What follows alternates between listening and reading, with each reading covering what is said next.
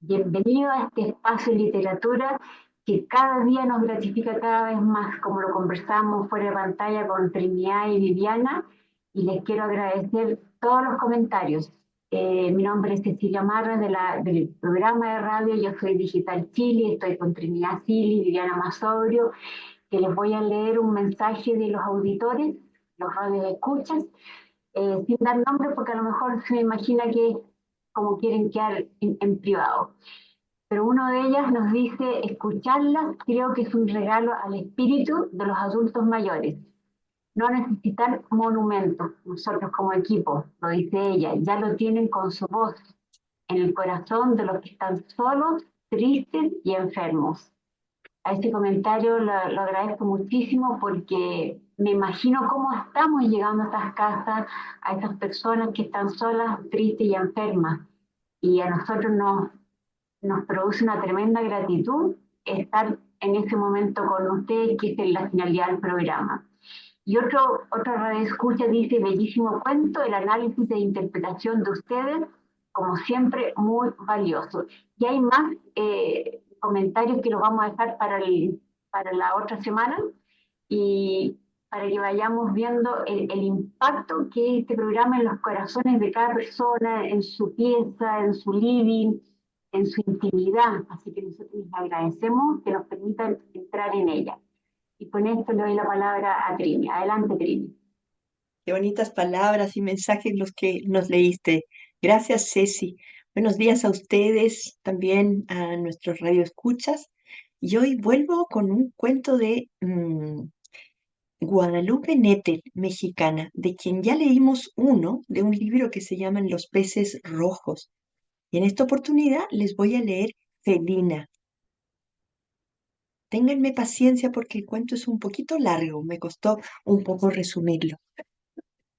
Los vínculos entre los animales y los seres humanos pueden ser tan complejos como aquellos que unen a la gente. Los felinos padecen de una reputación de egoísmo y exceso de independencia. Son menos demandantes que los perros y su compañía suele ser menos impositiva, casi imperceptible. Pueden desarrollar una enorme empatía hacia los seres de su misma especie, así como a sus amos. Los felinos son versátiles y su carácter cubre desde el ostracismo de la tortuga hasta la omnipresencia del perro. Estaba terminando la licenciatura en historia y mi ambición era terminar mi carrera con un posgrado en una universidad prestigiosa extranjera. En aquel entonces alquilaba un departamento amplio que compartía de cuando en cuando con otros estudiantes y más tarde con dos gatos. Dos hombres y una mujer cohabitaron conmigo y las experiencias fueron breves y endebles.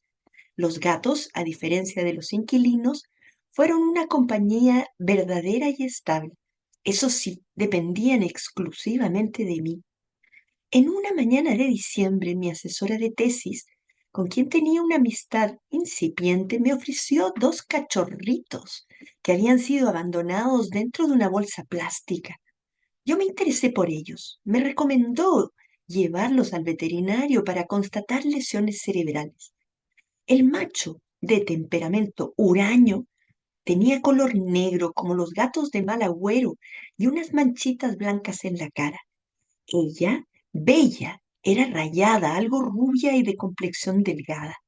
Decidí llamarlos Milton y Greta. Pasadas 2 semanas, Milton se acercaba a mí mientras trabajaba, se acurrucaba a mis pies y se quedaba dormido. Greta prefería las caricias. Aunque yo era sociable, llevé durante ese año una existencia más bien solitaria, obsesionada por mi tesis. Había mantenido relaciones estables, pero ahora no tenía pareja. La presencia de los gatos palió considerablemente esa necesidad de afecto. Los tres éramos un equipo. Yo aportaba una energía maternal, Greta la coquetería y Milton su fortaleza masculina. Afortunadamente la beca de estudios cubría los gastos. Las hormonas empezaron a dominar a mis gatos. Milton giraba en torno de ella. Ella respondía a sus embates con un rechazo brutal. La hice ver por su médico, que me recomendó dejarla estéril para siempre, ya que era demasiado joven para embarazarse con éxito. Por esas fechas acepté por 3 semanas como inquilino a un estudiante de antropología vasco. Ese tiempo no implicaba un riesgo para nuestra convivencia y un dinero extra me venía muy bien. Arder era él. Revelaba un sentido del humor extraño y por esa razón interesante. Un día nos fumamos unos pitos de marihuana. En el balcón de su cuarto nos reíamos hasta agotar las anécdotas de la pobre gata y sus calenturas. Acabamos dando vueltas en el colchón reservado para inquilinos. Asumí la ausencia de Ander una vez que se fue con una serenidad desconcertante. Acabé mi tesis en la fecha estipulada y la entregué para las correcciones. Respondí a convocatorias de varias universidades extranjeras y planeé mis vacaciones en una playa del Pacífico. Cuando empecé a notar cambios evidentes en el cuerpo de Greta, terminé asumiendo la noticia de su preñez con cierta alegría por ella, pero también preocupada por las advertencias del veterinario. Advertí al mismo tiempo retraso en mi periodo, que después corroboré con un test casero de embarazo. El estado alegre y enternecido que tuve por Greta se convirtió en una pesadilla. Pasé una semana en estado de shock, preguntándome qué hacer, si quería y podía asumir la maternidad en ese momento, si era o no prudente informar a Ander. Como el cuerpo de mi gata, mi cuerpo cambiaba vertiginosamente y mi conciencia era aplastada por una inmensa culpa. Una mañana apareció un sobre con el membrete de Princeton, avisándome que no solo me había seleccionado, sino que también era candidata a una beca. En vez de ponerme feliz, la noticia aumentó la presión que tenía sobre mis hombros. Me fui donde mi asesora de tesis para explicarle. Marisa se asombró de mi aspecto. Sigue los trámites, cumple los requisitos y cuando se acerque la fecha quizás tengas las cosas más claras, me señaló. Me dio los datos de su ginecólogo. Invertía mi tiempo en recolectar cartas de recomendaciones y buscaba en Internet información sobre el aborto, que en ese tiempo estaba prohibido por las leyes de la ciudad. En la cita con el especialista, él me indicó que para el procedimiento del aborto debía venir en ayunas y acompañada. Al salir de la consulta, enfrenté la tarde más desolada que había vivido nunca. Decidí no seguir con los trámites para la beca y abocarme al embarazo. Cancelaría la cita con el ginecólogo. Todo esto se lo comunicaría a Marisa. Al llegar a casa encontré a Greta un poco descompuesta. La llevaría al veterinario, nuevamente. Sujeté la jaula y bajé las escaleras deprisa. De pronto tropecé y reboté sobre mis caderas. Conseguí que la jaula de Greta no se estrellara contra el suelo. Alcancé a llegar a tiempo y su médico me tranquilizó diciéndome que se trataba de un natural cansancio. Ya de vuelta en mi habitación, me desnudé y descubrí que había empezado a sangrar. Rápidamente me comuniqué con el ginecólogo para preguntarle cómo podía salvar a mi bebé. Quedamos en que en la mañana me haría una revisión minuciosa que terminó por confirmar la pérdida.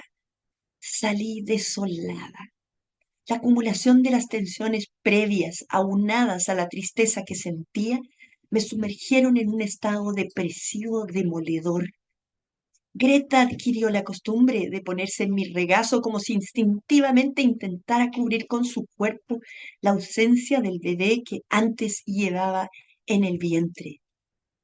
Fue Marisa la que se ocupó de mis trámites por Princeton. Ella fue decisiva en esos logros y fue una verdadera madre.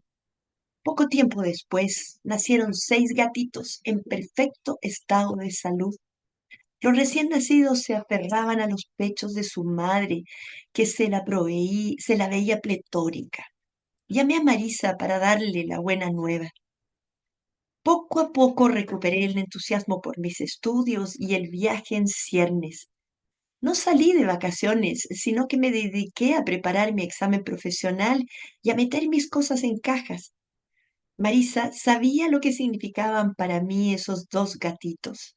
Entonces se ofreció quedarse con ellos. Llenaría el vacío que yo dejaría.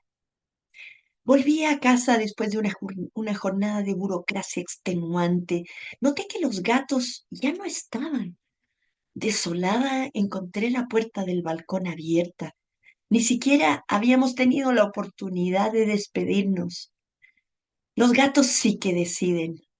Recuerdo que pensé. Quiero subirles una imagen, no sé si me lo permites,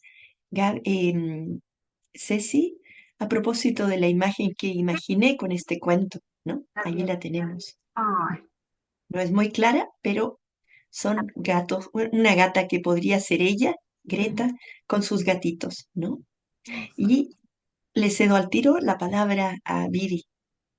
Gracias, Trini. En primer lugar, quiero agradecer a los oyentes porque cuando uno trabaja, se entrega, desarrolla una tarea eh, por el placer de compartir y por el deseo de servir y de acompañar a los otros, sobre todo el primer mensaje realmente a mí me hizo sentir lágrimas porque una vez se cree que no tiene llegada, ¿no? Y realmente conmueve y realmente las búsquedas que yo hago tienen que ver con mi espíritu de investigadora, pero también tienen que ver con acercar a aquellos que tal vez no son tan diestros con la internet o no disponen del tiempo o la vista no se los permite, acercarles ideas, contenidos, curiosidades, que les permitan comprender mejor los cuentos. Así que bueno, sé que este trabajo vale la pena, pero de vez en cuando un mimito ayuda, ¿no? Realmente. Bueno, vayamos a lo nuestro, que es mi habitual tarea, que es contarles acerca de los títulos. Felina, el cuento que nos acaba de narrar con tanta pasión, Trini, es parte de un libro que se llama justamente El matrimonio de los peces rojos, que es el cuento que en otra oportunidad leímos de Guadalupe Nettel, ¿no? Y en el 2013 recibió un premio internacional de narrativa breve de Ribera del Duelo y contiene 5 relatos. Todos están vinculados con animales, víboras, peces, gatos, o seres vivos en realidad, hasta hongos, cucarachas. Eh, Realmente yo pensaba, eh, hay que atreverse para desarrollar con tanta maravilla literaria, con tanta imaginación y con tanta inteligencia, los relatos que escribe Guadalupe Nettel. A mí me inspiró, como yo les contaba a mis compañeras, uno de los capítulos de mi libro Compañeros de Piso, que bueno, en octubre estará en Chile porque voy a buscarlos a Argentina. Eh, Realmente el libro en sí es una maravilla porque muestra en esos 5 relatos en paralelo vidas de seres humanos y de estos seres vivos entre animales y plantas, ¿no? O microorganismos como pueden ser los hongos. Y lo hace de una manera fascinante porque interpela al ser vivo e interpela al ser humano. Y muchas veces el que debiera ser racional, o sea, el ser humano, es mucho menos racional que los seres vivos. Y de alguna manera lo vamos a ver un poquito más en segunda intervención, tal vez, en el caso de Felina. Eh, Inclusive les digo, es tan trascendente el trabajo de Guadalupe Nettel que hay artículos o tesis especiales dedicados al análisis de la relación con los animales en la literatura de esta autora. O sea, realmente muy, muy trascendente y muy impactante. En el caso de este título, Felina, uno podría pensar en una mujer, podría pensar en una gata, pero en realidad está como destacado el aspecto sutil, el aspecto seductor, diría yo, ¿no? Desde la palabra felina de estos animalitos y que muchas veces se le atribuyen a la mujer. A veces, tristemente, cuando se las denomina gatos, efectivamente, y a veces hermosamente cuando se dice que tiene un andar o un desempeño felino. Así que me parece que la palabra está elegida, pero maravillosamente. Y lo que me impacta es el primer párrafo que, en este texto que analiza la relación entre los cuentos de Nettel y los animales, que dice, y que en parte Trini nos leyó, dice, los vínculos entre los animales y los seres humanos pueden ser tan complejos como aquellos que nos unen a la gente. Y describe dos posiciones. Aquellos que conviven con sus mascotas de una forma casi aséptica, cuidándolos, atendiéndolos, pero no estableciendo vínculos afectivos. Y están aquellos, como dice la autora, que hasta con sus tortugas, animal tan, a veces tan difícil de convivir, ¿no? Más si tienen que estar en un acuario o en una pecera, y le cuentan sus historias, o sea, cuando regresan a su casa son sus interlocutores, ¿no? Entonces ella describe estas dos posiciones entre los seres humanos y los animales. Eh, Después de leer el cuento, yo puse junto al título una palabra que es maternidad, porque se dan reiteradas maternidades y reiterados cambios en los roles de maternidad, porque en un primer momento la narradora es la madre de Milton y de Greta. Me encantó la elección de Milton, porque lo describe como uranio, y John Milton, el poeta al que homenajea, era justamente un ser que ha sido reconocido por sus biógrafos como un ser uranio, o sea, hasta en eso la búsqueda, ¿no? Y Greta, bueno, Greta Garbo, la diva, la bella, la maravillosa, la felina, ¿no es cierto? Actriz de otras épocas ya, pero que se recuerda maravillosamente. O sea que esta primera maternidad la desempeña la narradora, que ella la considera que la maternidad es protectora, porque ella acoge en su departamento a Milton y a Greta para protegerlos.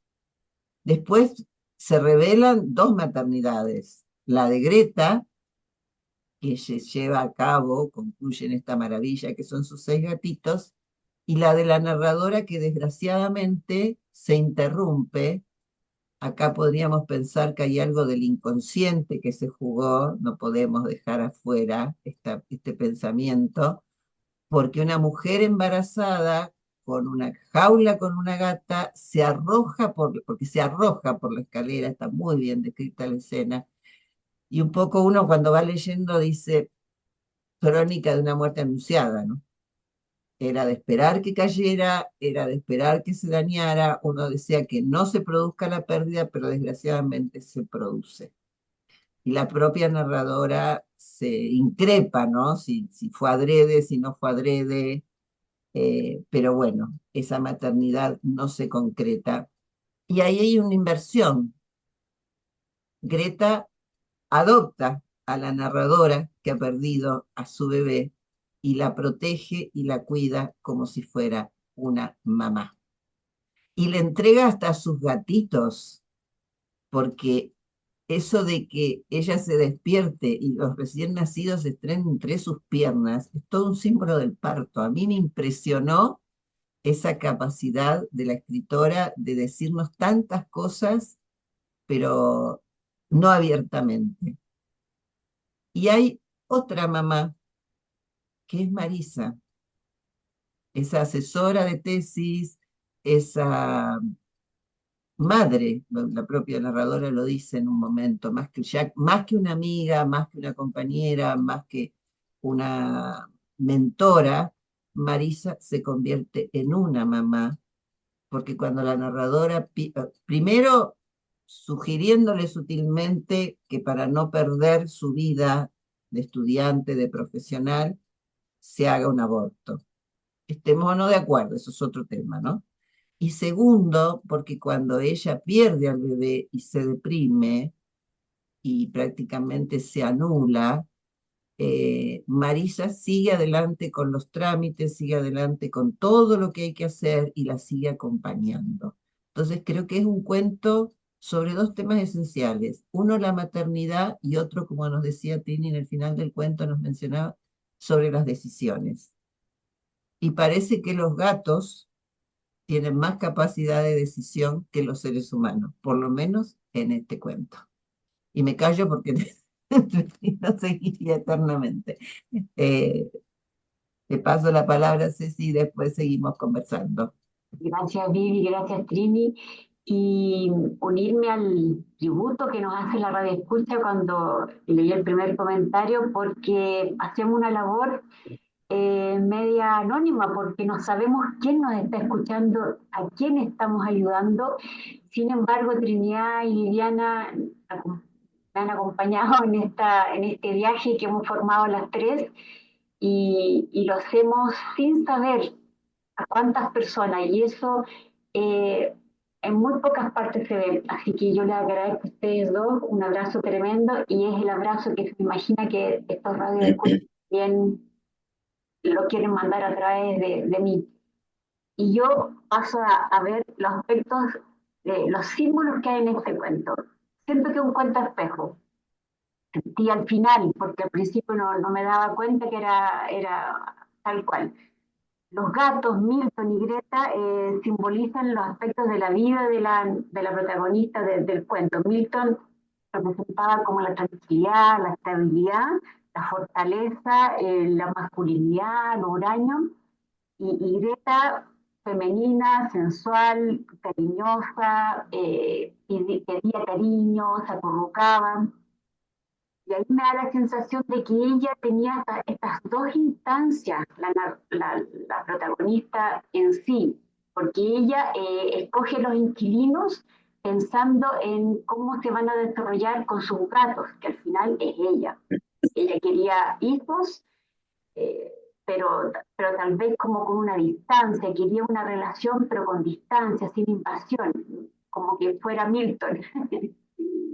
El, el embarazo de Greta obviamente enfrenta la maternidad de la protagonista y son experiencias que se van entrelazando. Ella va, cuando lleva a la gatita al veterinario, se asusta con lo que le dice el veterinario que tiene que sacarle los ovarios y ella dice, por ningún motivo, esto sería lo más trágico que yo podría hacer, así que no. Y se va la veterinaria con la gatita. Encontré que fue pienso yo, fue una muy buena decisión. No soy veterinario, pero creo que ella actuó según su corazón, como si a ella le estuvieran sacando sus interiores.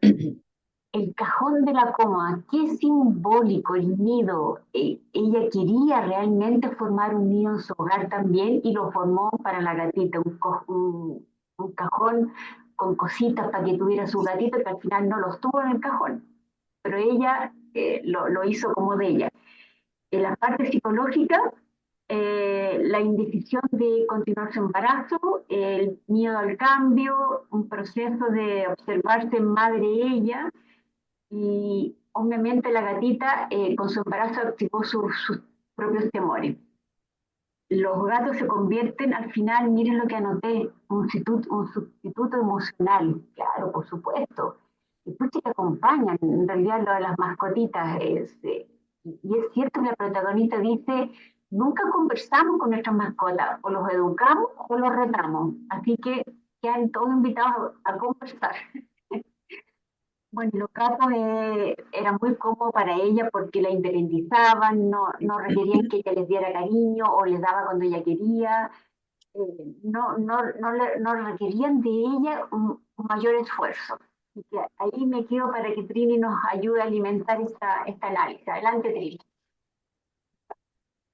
Trini. Me encanta cómo cada una, ¿no? mira desde su perspectiva personal. No dejo de pensar en que los gatos, los perros, son animales domésticos y que hoy día acompañan muchísimo a nuestra tercera edad, que a veces se siente algo sola, pero sustituida por estos animalitos. Pero también me hace pensar mucho este cuento en que es una revelación de estos tiempos. ¿En qué sentido? En que los animales finalmente son los que nos ayudan a tomar decisiones en momentos como estos, ¿no? Pero, ¿por qué lo digo de estos tiempos? Porque efectivamente esta protagonista prefiere optar por animales, estos cachorritos gatos, que por otras personas que puedan alquilar su departamento por un tiempo. Son temporales, no siempre son las personas más indicadas, a veces eso termina en un conflicto doméstico que es irresoluble. Sin embargo, los gatos, en cambio, no significan ninguna molestia, al contrario, son compañeros emocionales, silenciosos. Es verdad.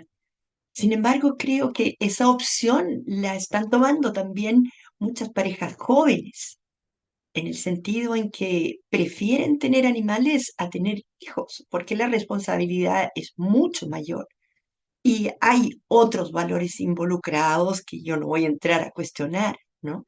Muchas veces son obstáculos económicos, obstáculos para viajes, obstáculos para el desarrollo y libertad de la pareja, en fin, son muchas las razones que pueden tener. Sin embargo, es cierto, ella de alguna manera representa ese cuestionamiento social de hoy día. Greta, su gata, le demuestra a ella que el embarazo no es tan terrible y que al contrario, ella lo toma en forma instintiva, pero natural, sin cuestionarse tanto. Y me gustó lo que dijiste, Vivi, en el sentido en que inconscientemente quizá ella pensaba abortar, de hecho lo había decidido desde un inicio. Sin embargo, cuando ya se hace evidente la pérdida, recién ella se da cuenta de que, bueno, ha perdido algo que quizás a ella le hubiera dado otro sentido de vida. Ahora sí, le ponía en duda la posibilidad de realizarse profesionalmente en Princeton con una beca incluso, para que ella iba a cumplir su sueño de siempre. Pero allí tiene que optar o un bebé o la continuidad profesional. Y obviamente que ella lo piensa al principio, la especialidad. No, un embarazo, lo termino, no me interesa, nunca lo había pensado. Pero por otro lado, tampoco hay padre, cosa que muchas veces pasa, ¿no? Y sucede además que muchas de estas mujeres, cuando ya están un poco en el otoño de su vida maternal, deciden embarazarse y les cuesta un mundo. Finalmente logran algunas, ¿no? Y se embarazan porque no quieren estar solas o quieren engendrar un hijo porque quieren desarrollar ese instinto maternal, porque eso es muy natural también. Pero este cuento en ese sentido es un reflejo de estos tiempos, ¿no? Mujeres solas. Y tú te referiste, Vivi, al hecho de que Marisa se convierte un poco en su madre, porque también en estos estudiantes eternos o estos estudiantes que están obligados a seguir especializándose porque si no, no tienen un cupo en el mundo laboral, bueno, están obligados a sacar un magíster, un doctorado, lo mejor que se pueda. Pero no está la presencia de la familia, de los padres. En el otro cuento sí, en el que habíamos visto de los peces rojos. Pero aquí ella está sola.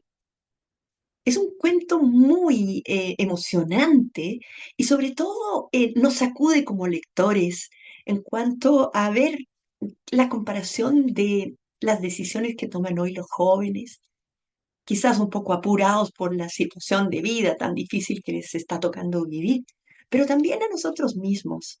A mí me gusta muchísimo esta autora porque hace ese parangón entre el mundo animal que de alguna manera nos puede servir como espejo, como decía Cecilia, de nuestras propias conductas.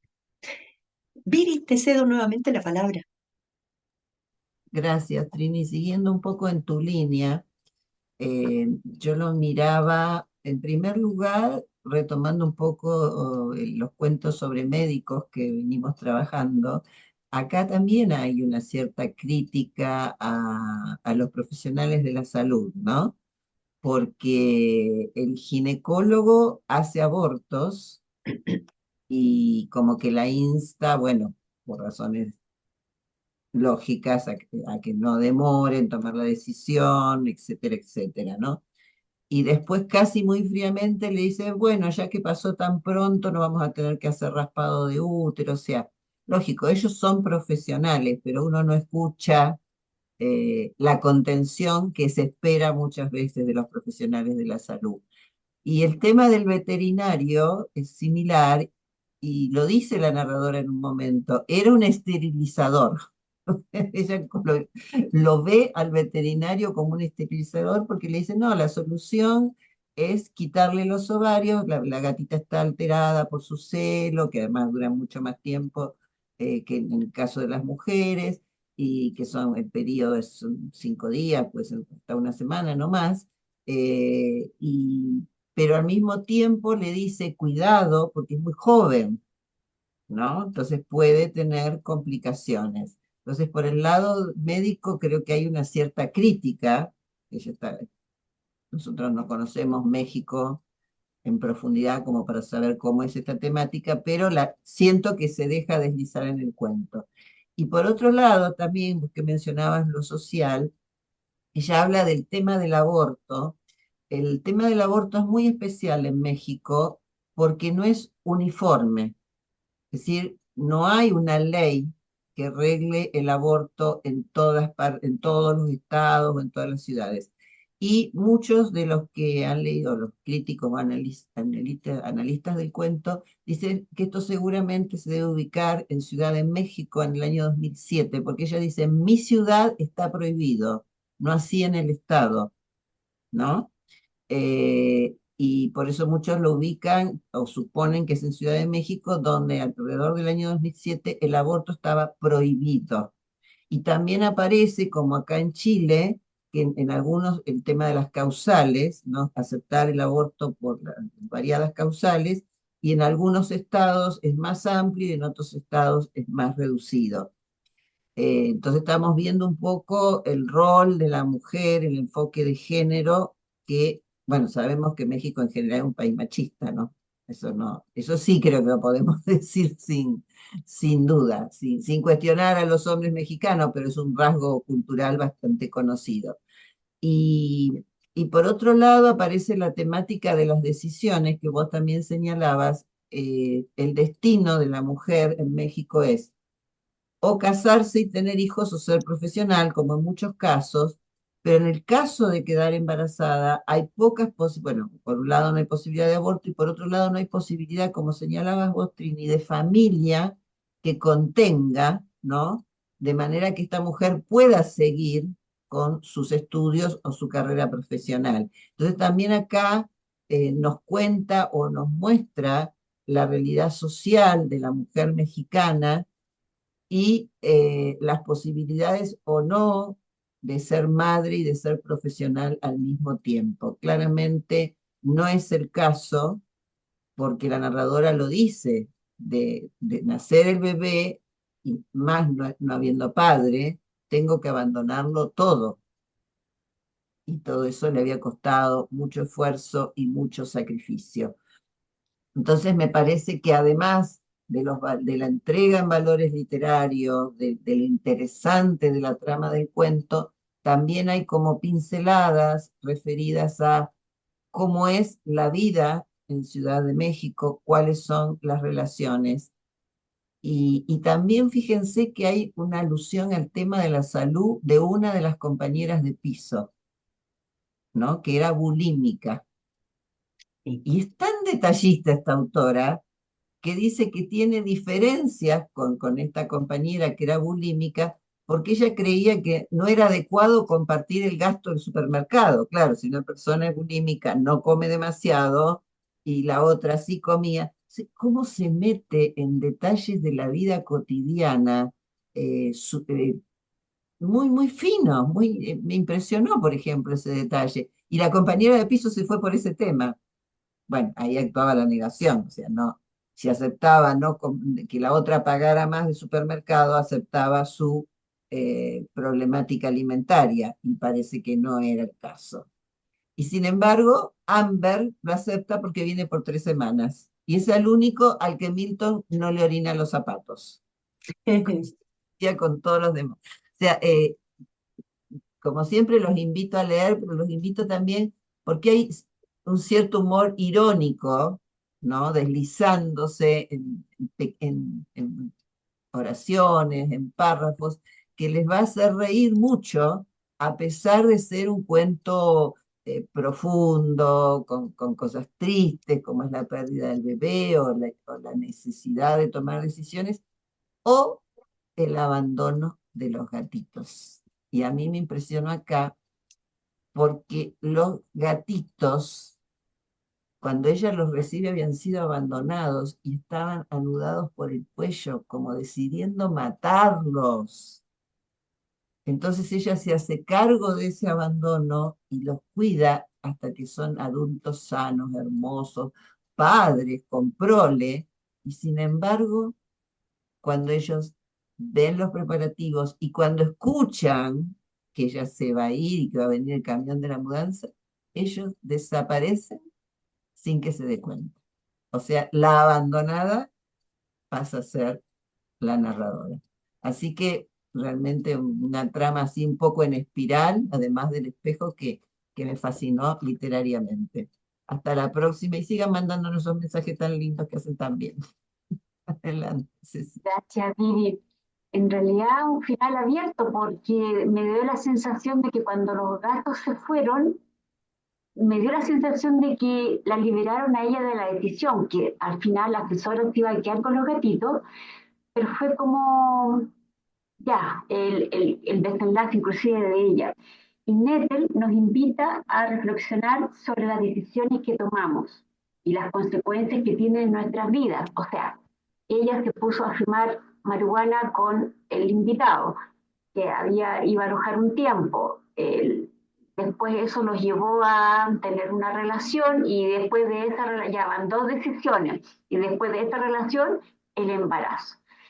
Claramente que uno dice, bueno, fumar algo o invitar a alguien o tener una relación con alguien no es tan grave, pero sí, después vienen otras cosas más importantes que decidir. Me dio la sensación, y corríjanme ustedes, que Marisa, la asesora, que es un poco como entre asesora y mamá, como que le dice, piensa en tu futuro, como que le dio a entrever un poco la decisión que ella iba a tomar, como que Marisa estaba inclinada a que ella no tuviera a su bebé. Eso es la impresión que a mí me dio el relato del cuento. ¿Estoy bien? Ya. El papel de la asesora era como la voz de la razón y de la experiencia que la protagonista se apoyaba mucho en ella. Juega un papel crucial en la vida de ella. Y bueno, y sentí que era un final abierto, pero eh, un final tal vez neutral, ni siquiera bueno ni malo. Sentí que era totalmente neutral. Así que, por supuesto, como dijo Vivi, lean el cuento. Yo lo empecé a leer despacito y al final uno quería era terminar de leerlo rápido y ver el final, sin imaginarme el final. Fue genial. Trini parece que se había quedado con algo. Sí, para cerrar el cuento y ver la vinculación que ha habido desde tiempos remotos con el tema de los animales, quiero recordar un cuento que de hecho lo comentamos hace mucho tiempo atrás, que es La tristeza de Tolstoy. O estoy pensando si es de Dostoyevsky. No, es de Tolstoy. Y es un campesino, no es un campesino, perdón, es un hombre de medio en Rusia, en Moscú, en pleno invierno, en que está muy triste. Y es un hombre que lleva en su